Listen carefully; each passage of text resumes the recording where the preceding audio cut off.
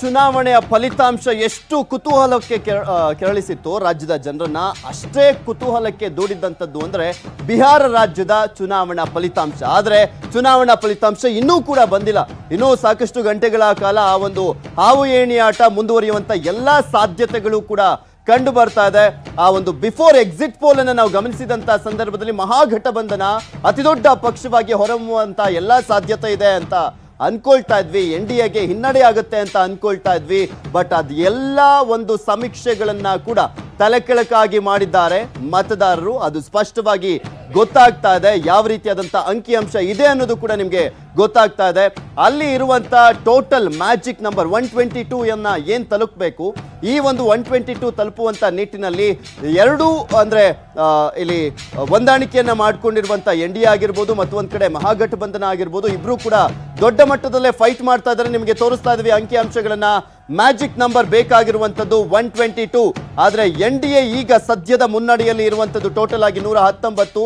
ಹಾಗೆ ಮಹಾಗಠಬಂಧನ ಇರುವಂತದ್ದು 116. ಇಲ್ಲಿ ಮೇನ್ಲಿ ಪಕ್ಷೇತರರು ಕ್ರೂಷಿಯಲ್ ಆಗ್ಬೋದು. ನೋಡೋಣ ಏನಾಗುತ್ತೆ ಅಂತ. ಅವರು ಇಲ್ಲಿ ಪ್ರಮುಖವಾಗಿ ಕಿಂಗ್ ಮೇಕರ್ಸ್ ಆಗ್ತಾರಾ ಅಂತ ಗಮನಿಸ್ತಾ ಇದ್ದೀರಾ. NDA 119, ಮಹಾಗಠಬಂಧನ್ 116. ಯಾರಿಗೂ ಇಲ್ಲ ಬಹುಮತ. ಇಲ್ಲಿ ಯಾರಿಗೂ ಬಹುಮತ ಇಲ್ಲದಂತ ಪರಿಸ್ಥಿತಿ ಇದೆ. ಬಿಹಾರದ ಒಂದು ಚುನಾವಣಾ ಫಲಿತಾಂಶವನ್ನ ಗಮನಿಸ್ತಾ ಇದ್ರೆ ಯಾರು ಕೂಡ ನಿರೀಕ್ಷೆ ಮಾಡಿರಲಿಲ್ಲ NDA ಇಷ್ಟು ದೊಡ್ಡ ಮಟ್ಟದಲ್ಲಿ ಬರುತ್ತೆ ಅಂತ ಎಕ್ಸಿಟ್ ಪೋಲ್ ಆದ ನಂತರ. ಆದ್ರೆ ಅದನ್ನ ತಲೆಕೆಳಕಾಗಿ ಮಾಡ್ತಾ ಇದೆ. ಬಟ್ ಇಲ್ಲಿ ಕೊರೋನಾದ ನಡುವೆ ನಡೆದಿರುವಂತ ಹಿನ್ನೆಲೆಯಲ್ಲಿ ಚುನಾವಣೆ, ಸೊ ಹೀಗಾಗಿ 10 ಬೂತ್ ಇದ್ದಿದ್ದು 20 ಬೂತ್ ಆಗಿದೆ.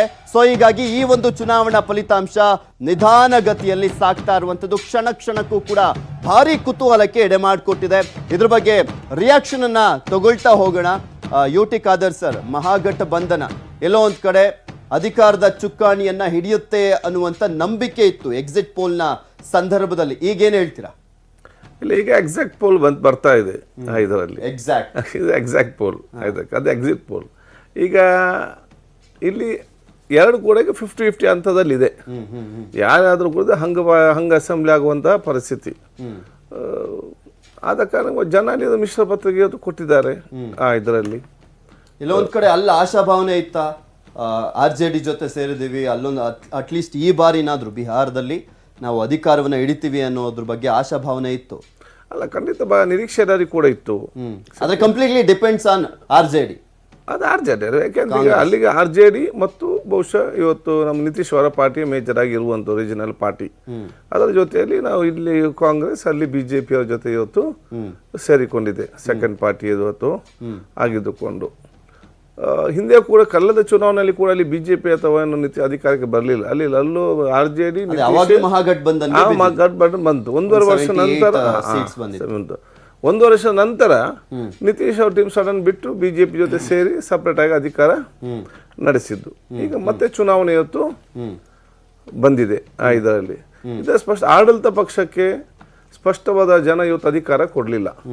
ಅದರ ಅರ್ಥ ನೀವು ಅಧಿಕಾರ ಮಾಡಲಿಕ್ಕೆ ಫಿಟ್ ಅಲ್ಲ ಅಂತ. ಯಾಕೆ ಇವರ ಅಧಿಕಾರದಲ್ಲಿ ಕೊಟ್ಟು ಫುಲ್ ಮೆಜಾರಿಟಿ ಬಂದಿದ್ರೆ ಇವರ ಆಡಳಿತಕ್ಕೆ ಒಂದು ಗ್ರೀನ್ ಸಿಗ್ನಲ್ ಕೊಡ್ತಾ ಇದ್ರು. ಇಂದಿನ NDA ಏನು ಅಧಿಕಾರಿ ನಿತೀಶ್ ಅವರ ನೇತೃತ್ವದಲ್ಲಿ ಸರ್ಕಾರ ಇತ್ತ, ಅದಕ್ಕೆ ಮಾನ್ಯತೆ ಇಲ್ಲ ಅಂತೇಳಿ ಅಲ್ಲಿ ಜನ ತೀರ್ಮಾನ ಕೊಟ್ಟಿದ್ದಾರೆ.